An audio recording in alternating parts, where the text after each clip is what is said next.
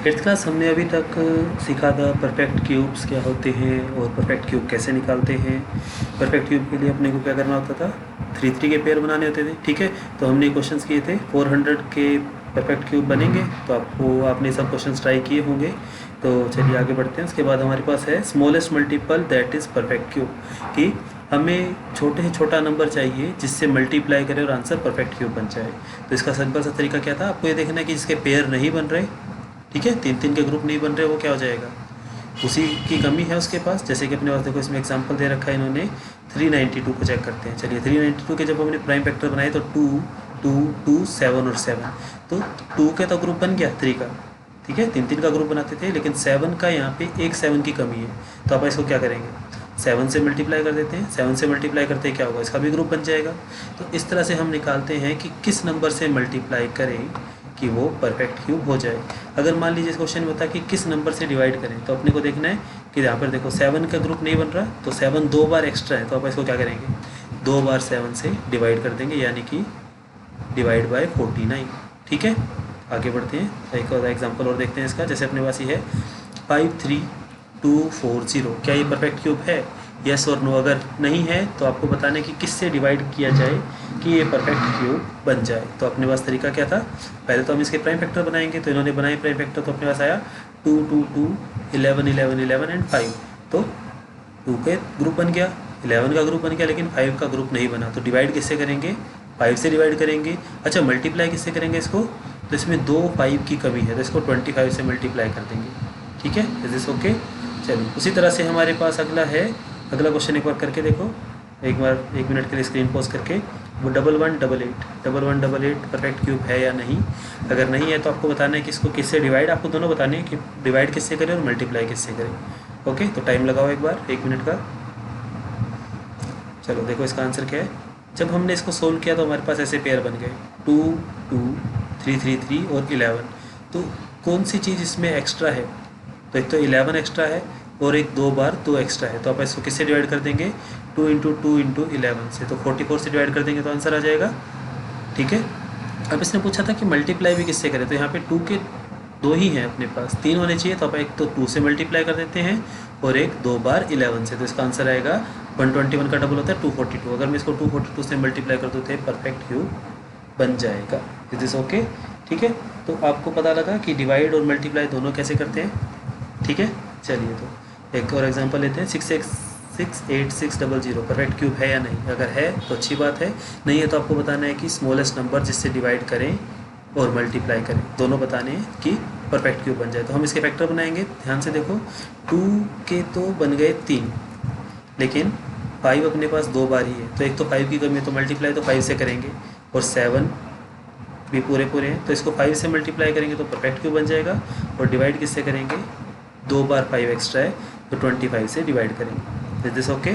चलो फिर इन क्वेश्चंस को करके देखो फटाफट से। आपको चेक करना है कि इसमें से परफेक्ट क्यूब कौन है और कौन नहीं है, और जो परफेक्ट क्यूब नहीं है उनका आपको चेक करना है कि वो उसको किससे मल्टीप्लाई करें, किससे डिवाइड करें। ओके, बाकी सारे के सारे परफेक्ट क्यूब है। इसको आप ध्यान से देखोगे तो ये किसका है। चलो आप इसको क्वेश्चन को करके देखना अपने आप। ठीक है, इसका स्क्रीनशॉट ले लो एक बार स्क्रीन पॉज करके। चलिए आगे बढ़ते हैं।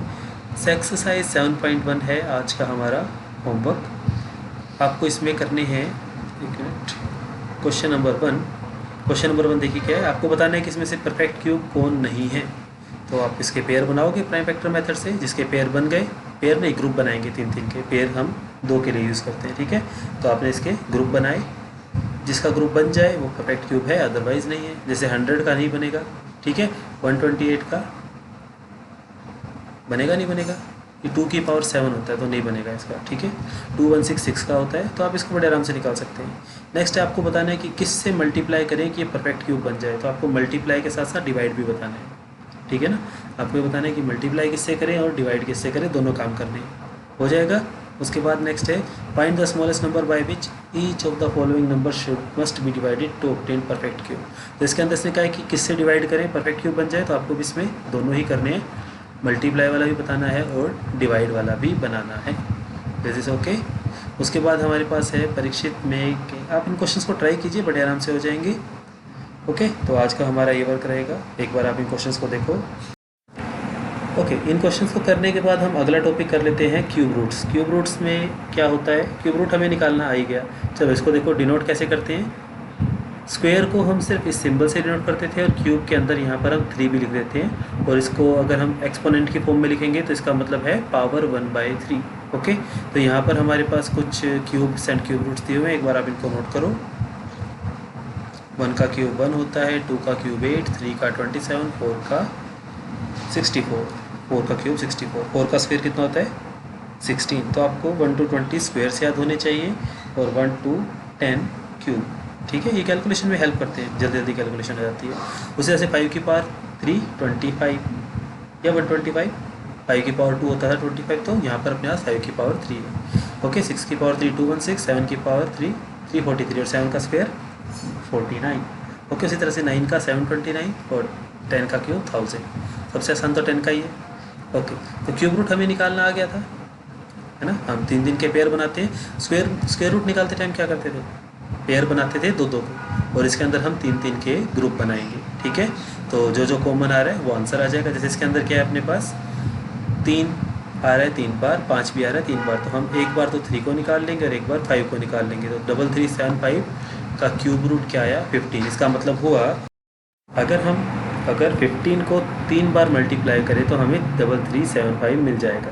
ओके, चलिए अगला क्वेश्चन है, आप इसको करके देखिए एक बार। 74088, 1 मिनट का पोज लेके एक बार करके देखो इसको, आंसर मैच करते हैं। ये देखो, ये इसके पेयर बन गए।